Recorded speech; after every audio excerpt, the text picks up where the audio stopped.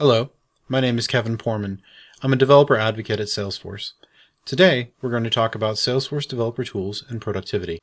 Before we start, let me share a little bit about how you can connect with us. First is our website, developer.salesforce.com. Here you'll find our blog and our podcast. You can also follow us on Twitter at @SalesforceDevs. We're always posting something there. And finally, you can also find us on Facebook and LinkedIn and on YouTube. And if you're watching this video on YouTube, feel free to hit that subscribe button so that you get all the future updates to our channel. All right, with that out of the way, let's get started. The Salesforce platform allows you to change how you approach app development. Some companies are still building on legacy technology. When you buy legacy technology, like on-premise systems, you have to manage things that you don't have to with Salesforce. Things like infrastructure and operations, leaving very little time for building apps. With Salesforce, we manage the infrastructure and provide tools for the operations, so you can focus on building apps and don't have to worry about infrastructure and operations, as we handle that for you. Because of this, our development experience is necessarily different. We call this the Salesforce Developer Experience, or Salesforce DX for short. Salesforce DX is an umbrella term for a suite of products and capabilities that improve developer productivity. It's not something you implement, but it is a set of tools and products that you can choose from. These tools cover building, testing, and shipping changes to your applications. Salesforce DX is an umbrella term for a suite of products and capabilities covering most of what you see here. Today, however, we're focusing on that highlighted tier, the one labeled Your Team's Developer Tools. These are the tools we've built with developers in mind.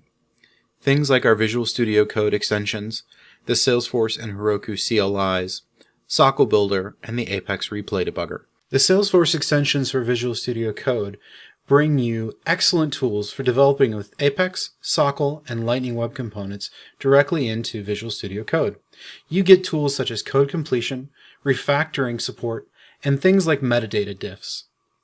And because it's built into Visual Studio Code, you can use other plugins like PMD, ESLint, and Prettier to drive code quality and maintain a common formatting across your team. The Salesforce CLI is a powerful, scriptable interface that allows you to manage your Salesforce development lifecycle from inception to deployment. From the CLI, you can create new scratch orgs and run your automated tests through CI. You can create new Apex classes, LWC components, and custom objects. You can synchronize your source code between your orgs and a version control system like GitHub. You can create and upload and update new packages, and so much more. And it's even expandable and extendable with our plugin framework, which allows you to build your one command that links and interacts with Salesforce APIs, or even extend the functionality of other commands. No matter what the programming task is, getting the right data is crucial. With our Sockle Query Builder, you can create, tweak, and refactor Sockle queries right inside Visual Studio Code. Toggle between the builder that you see here in the slide and the text editor to see the exact Sockle query you created. Drop it in your Apex code, and you're off to a great start. If you write code like I do, developing is only half the fun.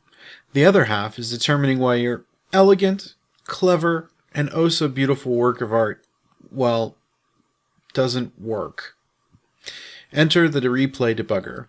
With the Replay Debugger, you can execute a transaction, pull down the logs, and step through your code at any breakpoint you've set. Honestly, it's one of my favorite and one of the most underused features. We've talked a little bit about some of the tools that are available. Now let's talk about the places you can use those tools. First up is their Salesforce Sandbox. These are the safe place to customize and test. This is where all the customizations to your Salesforce experience begin. With Salesforce environments like a sandbox, you can build with trust, you can boost your developer productivity, and you can develop better and innovative experiences. You'll take the modifications and customizations you make in your sandbox and promote them to production. As a result, you can be certain that you're building robust customizations that deliver the experiences everyone expects. We've talked a little bit about some of the tools that are available. Now let's talk about the places you can use those tools. First up is their Salesforce Sandbox. These are the safe place to customize and test. This is where all the customizations to your Salesforce experience begin. With Salesforce environments like a sandbox, you can build with trust, you can boost your developer productivity, and you can develop better and innovative experiences. You'll take the modifications and customizations you make in your sandbox and promote them to production. As a result, you can be certain that you're building robust customizations that deliver the experiences everyone expects. Now that we've talked about some of our tools and where you can use them, let's talk about the actual life cycle of building an application. Remember, everything you see here is Salesforce DX, and it all plays a role in the modern application lifecycle. Together, DX provides the fast, efficient, and trusted path to build applications. So how do these tools and environments we've discussed work together? Well, you'll start armed with a plan. You'll use the CLI, editors, and builders to create your custom logic in either a scratch org or a sandbox. You'll then use the CLI to facilitate continuous integration to test and merge your changes.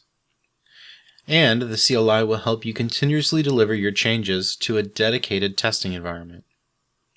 Finally, with both automated and user testing done, you can either package your changes up and push them to production using the CLI, or promote those changes to production via change sets.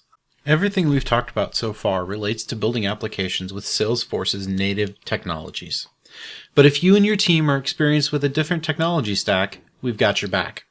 Heroku is our platform as a service offering, and with Heroku you can write applications in a variety of open source languages and runtimes. Heroku's dashboard is at the center of the developer's Heroku experience.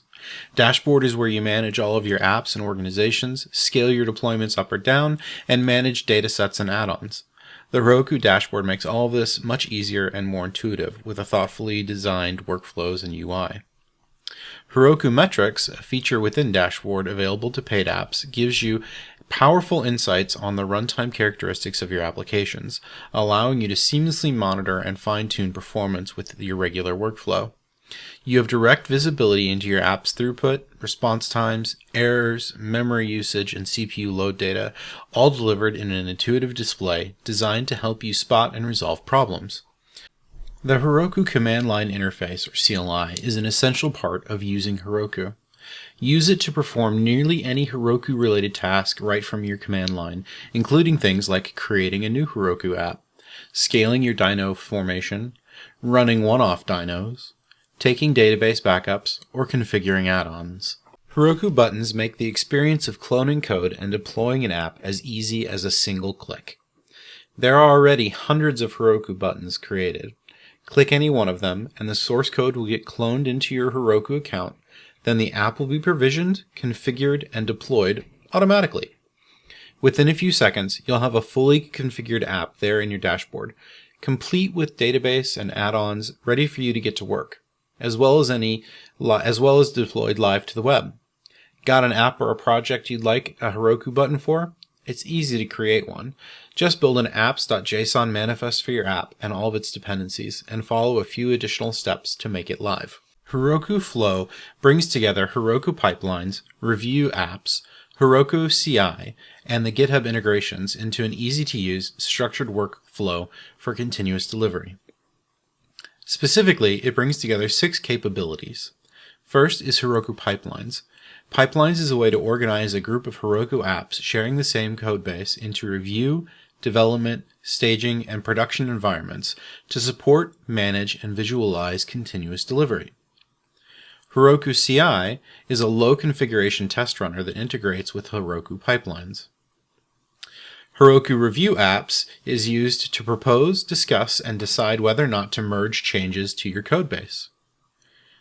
Next is GitHub integration. Connect your GitHub repo to a Heroku app to either manually or automatically deploy a particular branch on every GitHub push. Heroku Chat Ops uses the power of the Heroku pipelines to bring a collaborative deployment and workflow to Slack. It enables developers to deploy to staging or promote to production from Slack.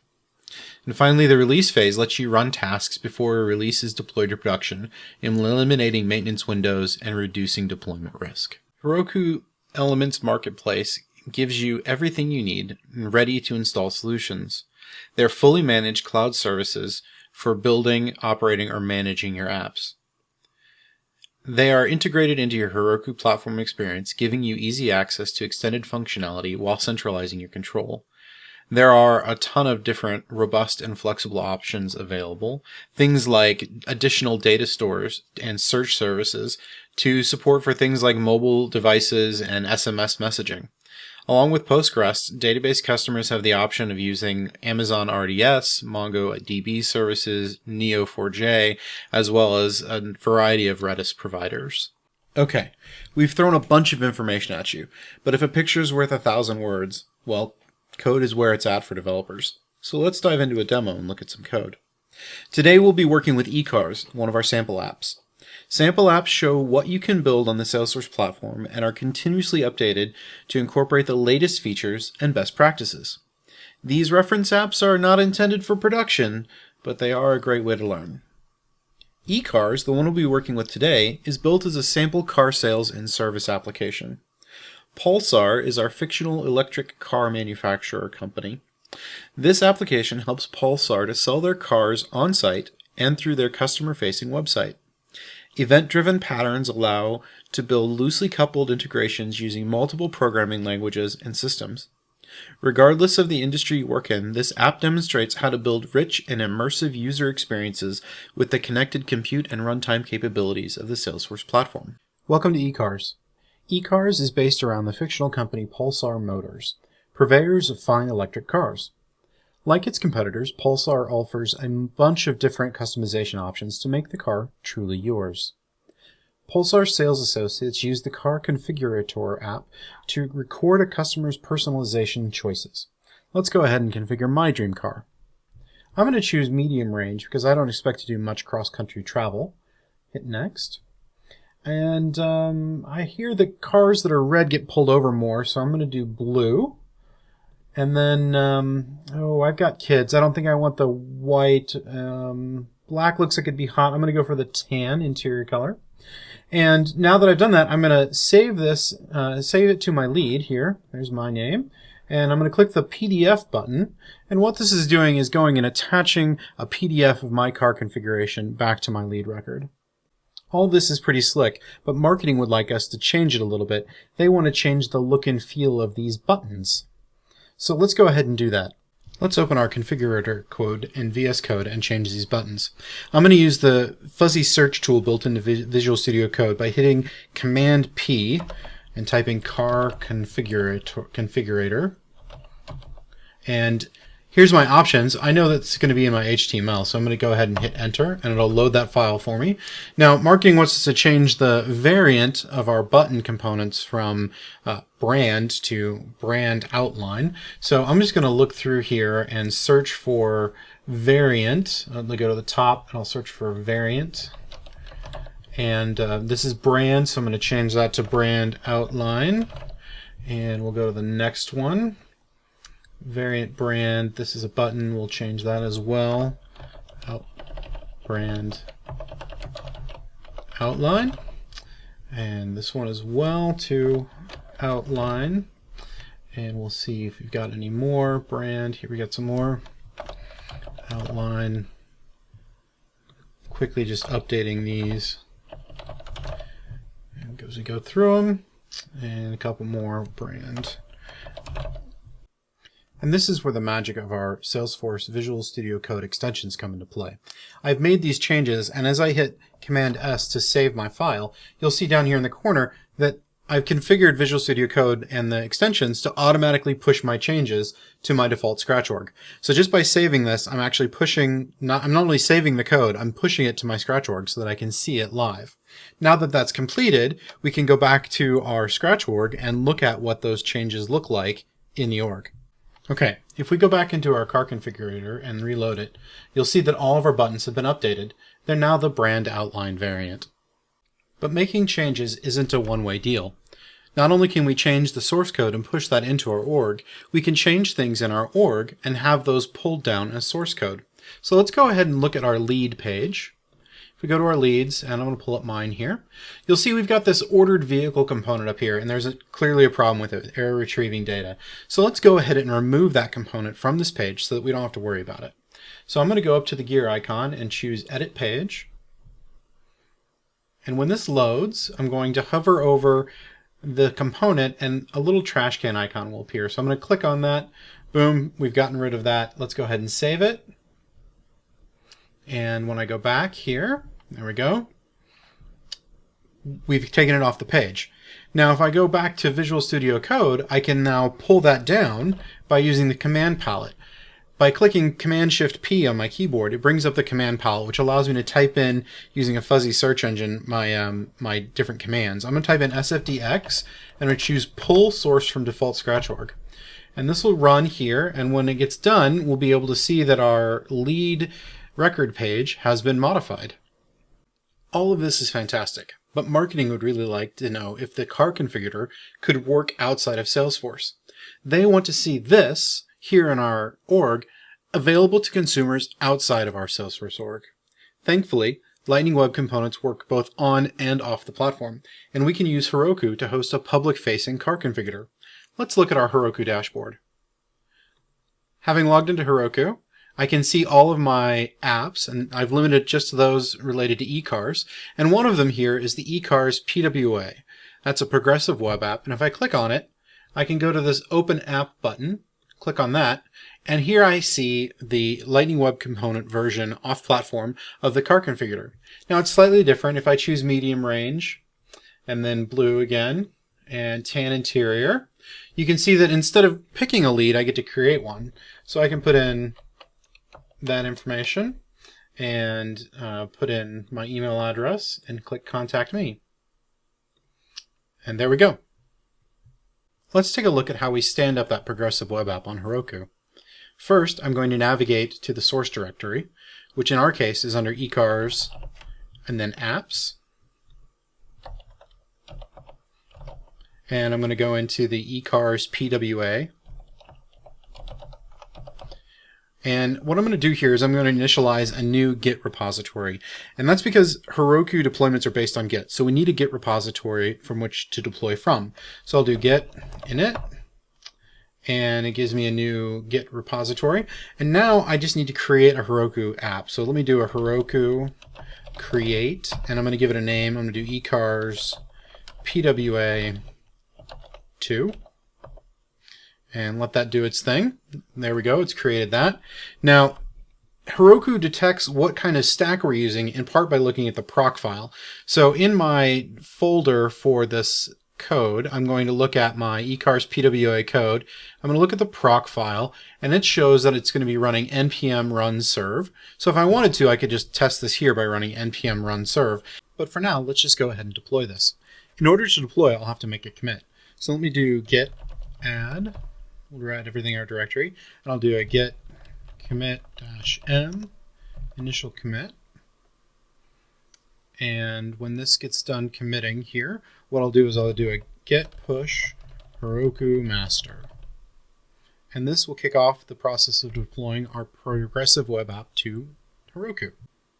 There. Now that it's deployed to Heroku, we can actually now use one of my favorite features of the platform, which is to spin up additional infrastructure quickly and easily with just a command line.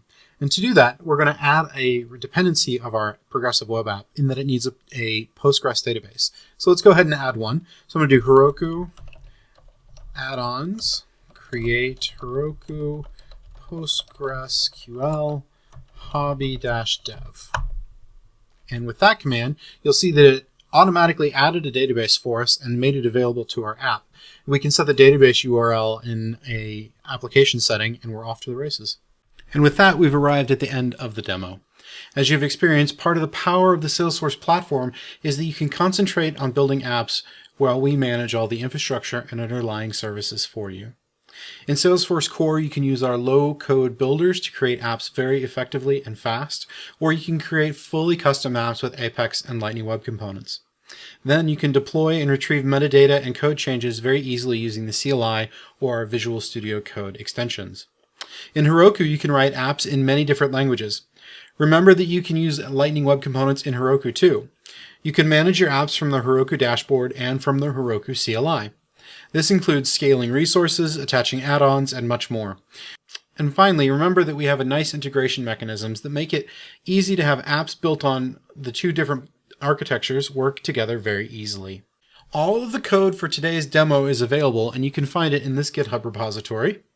If you would like to meet other Salesforce devs, you can join our community that has more than 1,300 community groups around the world. Find the one closest to you at trailblazercommunitygroups.com. And if you want to get started with Salesforce development today, check this link in which you'll find some useful resources on Trailhead, our fun learning platform. Thank you for watching, and remember to like the video and connect with us on our social channels if you like this session.